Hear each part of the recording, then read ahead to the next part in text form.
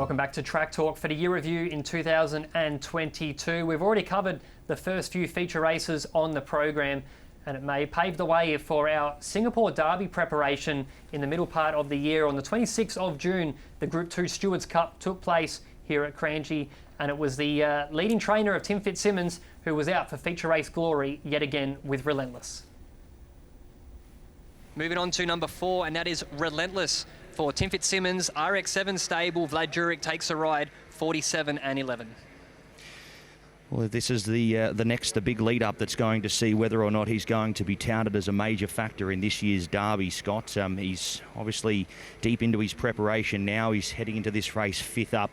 They've got him going into this race at the right time to be peaking here and finding a race like this. I think this is going to give us a good line on whether or not he'll be a logical chance in the feature come July.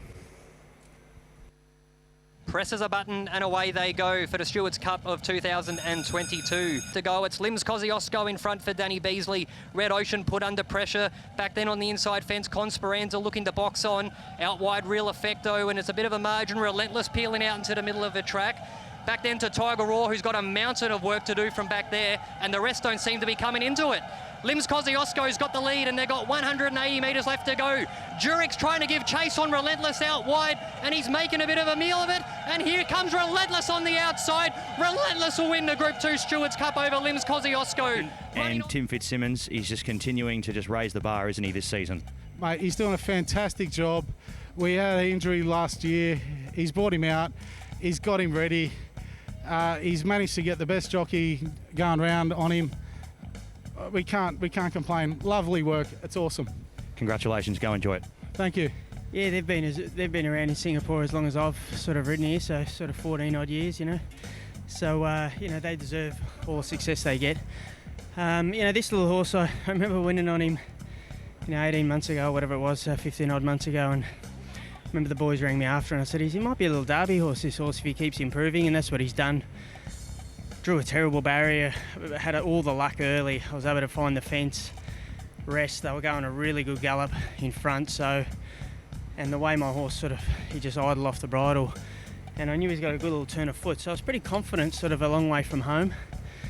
Obviously had Lims Kosciuszko in front, so I thought he might have just been dominant, but they just went a good enough gallop that we're able to get him late. Tell us about that. Obviously, you said that there was a pretty hot tempo in the race, which has obviously helped you set up. Do you see the Derby now? Look, obviously the question mark with Relentless was whether or not the Derby was going to be a logical target. He's proven that now. Do you think that going out over extra ground is only going to enhance his ability to be able to be finding, his best form? Yeah, all the discussions with Tim was that, the Derby's his grand final. So, the extra 200 metres, long course, all that sort of spells into his favour. So, but look, it's still, it's going to probably be a tiny little field, and, tactics will play a part. Barriers are a little bit important, especially for a little horse. He's got a short, sharp turn of foot, so you really got to put him away early and then produce him late, which we did today. So, yeah, it's just depending on how things spell out for him. But hey, look, he's in form. He's in great form. Timmy's done a wonderful job with him. As soon as I got on him, I thought, geez, come on, this little horse, So, credit to Timmy and the boys, Enjoy the success and welcome back. Good on you. Thank you. Always good to see Vlad Juric back in the winner's stall in feature races. It's what he does best as a big race rider. And let's touch upon RX7 stable, Ray, because they've been big supporters of racing here in Singapore for a number of years, as Vlad mentioned in the interview. And for those that don't know, the RX7 boys is a big group of owners.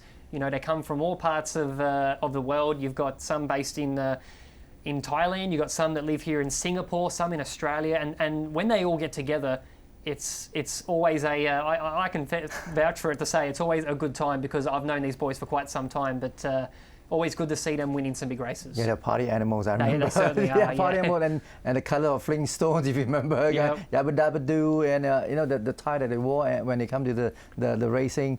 Yeah, there was incredible crowds we had. I wore that tie the week before he won that race, and all the owners were happy saying, wear that tie again. But I didn't wear it again, and he actually didn't win again for the year. So I think maybe a little bit of bad luck moving forward. But Tim Fitzsimmons continued his feature race success as well. For a horse that he bought Relentless as not an expensive purchase, I think he was about I'm just rolling a number, a guesstimate. I think it was about $20,000 to $30,000 as a purchase, and he was bought at a ready-to-run sale as well. I believe Blake Ryan from Australia, who's very well known for producing some tried horses, and Tim bought him from his batch at the sales. So it just goes to show that you can buy these really handy group quality horses and not spend an arm and a leg to try and get some big feature races. And they really they get back a lot of yields in returns of high investment, high returns for them. It's low investment, high return for this Relentless, and proved to be such a wonderful horse coming here in Singapore. Of course, he's rather passive style of running, winning the Class 4 before this Stewards Cup.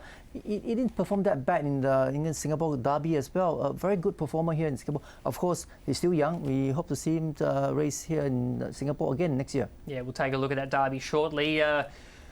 Well, he was the lead-up runner to the Singapore Derby, and he was going to look to be one of the favourites too. But Linz Kosciuszko just went under in that photo, and he proved himself as a real 4-year-old contender with the runner-up position. In fact, I say the Relentless didn't run a single pit wrongly in the Singapore Derby. It's just that Lim Kosciuszko had improved so much. He has sort of like sit back and run on. Even though he went to front and lead, but he knew how to conserve his energy and till the last bit, the 200 meters, and run on so strongly. So it's a very good fight between two of them. It's a race I'll always have in my archive, Ray. That was my first group call for someone that hasn't been calling for too long. So it was a little bit of a nervy moment behind the binoculars, but was really good to call a winner for a good friend in Tim Fitzsimmons, but also the RX7 boys and Vlad Jurek. So a nice little moment there for all involved. Let's move on to our next feature race, and we're going to tackle the Group 2 Singapore 3-year-old Classic, 1,400 metres. Golden Monkey won the 3-year-old sprint just a few weeks earlier, and he stamped his authority as a very short price favourite to win for Tim Fitzsimmons yet again.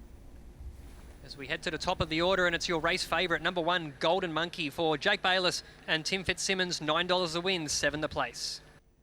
Blindfolds off, he presses a button and away they go. Got him in a beautiful line. Apart from Super Extreme, the rest jumped very well. Nature midfield, outside of him is No More Delay. Back to Deception, the tail enders there with Red Dragon. At the tail of the field, Super Extreme and Bingo Master. They turn for home, 380 metres left to go. Gold 1061 set sail. Silent is Gold coming into it as well, and Golden Monkey peels across the heels of the stablemate, and he draws away now in front, overtaking the lead. Running on was Flash Fast, but it's Golden Monkey with 150 metres left to go. Bayliss pulls a Persuader, gives him a couple on the bum, and he says, "Let's go, son." There's your dominant 3-year-old, and Bayliss loves it. Beats Istataba into second, running on. So good to see all these guys here, and look, I want to have a big shout out to Oscar Chavez. He's had so much to do with this horse, and he's done all the work on him, and Timmy, but to Jake as well. He was given the job, everyone wanted it, and he took it by the scruff of the neck and got it done. Where do we head now with him here? Obviously 1,400 metres, that's a tick. Do we go further with him, or do you try and find some races around this distance mark going forward in the months ahead? Oh, I just want to see this dust settle tonight first, and then we'll just go from there. But look, he's so adaptable and he just does everything right, and it's so exciting. I've got friends back in Australia in him, and mate, it's just, I couldn't be more thrilled.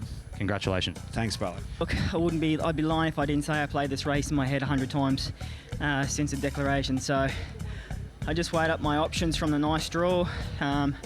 Didn't try and overthink it. Look, if I had the horse underneath me, he's always going to be too good and the runs were going to come. So on the corner, I was in two minds. The stablemate, Gold 1061, sort of come off the bridle, and I thought it mightn't take me into the race, but it took me up fair enough, and once I seen Silent as Gold drop the bit, that's when I pushed the button, gave him a shove out of the way, and geez, that's a nice turn of foot. How important was it to find yourself in behind the stablemate, right up on their back? Do you think if you were a couple of pairs closer, he still would have been able to get through with clear running, or did you think you just took bad luck out of the equation by being where you were? Yeah, look, they didn't go as quick as I thought they would. They actually went along quite moderately, so always had the horse there, and we're in two minds if they were going to go lickety-split, you know, and he could have been three-back defence, which always makes things a little bit harder, but he was in the box seat. He's a nice horse, and yeah, very privileged to get my first group win here in Singapore. Hope you can stick with him, mate. Celebrations tonight. Big one. Champion 3-year-old crown sewn up there with Golden Monkey, Ray. He won the two main races. He was competitive in the Lion City Cup, which we'll see later on in the year, but where does he stand next year for you? What do you see him being as a likely target? I can see that he will probably definitely compete in Lion City Cup again. Once again, even E.W. Barker, I think the 1400 meter would be well suited for him as well. He looked very much a sprinter for me. In the fact that he's very positive, the way he run on, he's just keep himself handy and went past the front runners. So I would say maybe the 1200, 1400 meters, and yeah. I'd like to see him stretch out over a little bit of distance. I mean, you're only 4 once. He's obviously got a lot of scope about him, and I think the way that he was winning, especially that 3-year-old classic against horses at his own age, had one crack at the Derby. Yeah, even went up to Lion City Cup. He wasn't that disgraceful behind Lim Kosciuszko. Even the spring in the Class 1 company, that time beating by the Lim Kosciuszko, he proved himself to be a very strong competitor. And the first time when he won the 3-year-old spring, it wasn't flash in the pants. So, in fact, it's almost an upward for him. That was Jack Baylis's first group success here in Singapore as well. The young Aussie rider made his way here in February of 2022, coming from Queensland, where he has based himself for a number of years. He had Group 1 success over in New Zealand when he did a couple-year stint over there.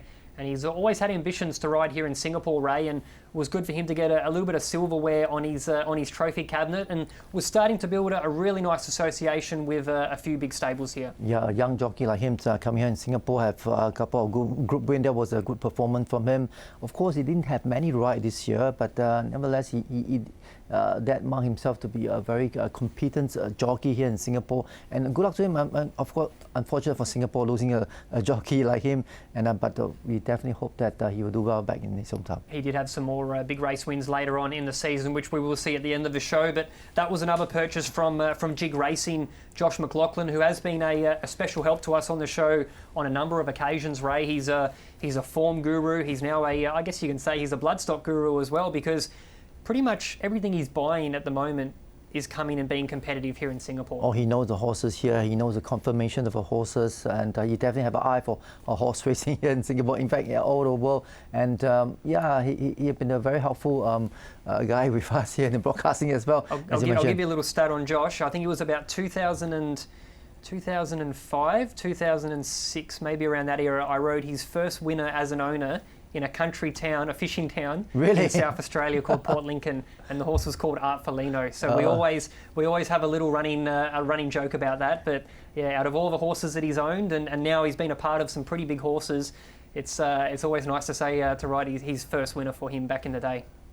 Definitely for you, yeah. So that is Golden Monkey, and taking out the 3-year-old classic over 1,400 metres. But he did race on later on in the year, and we'll see him as he tackled the Lion City Cup. But that brings us to the end of another segment here on the Race Year Review for 2022. Stay with us after the break. It's Group 1 Singapore Derby action from the Singapore Turf Club.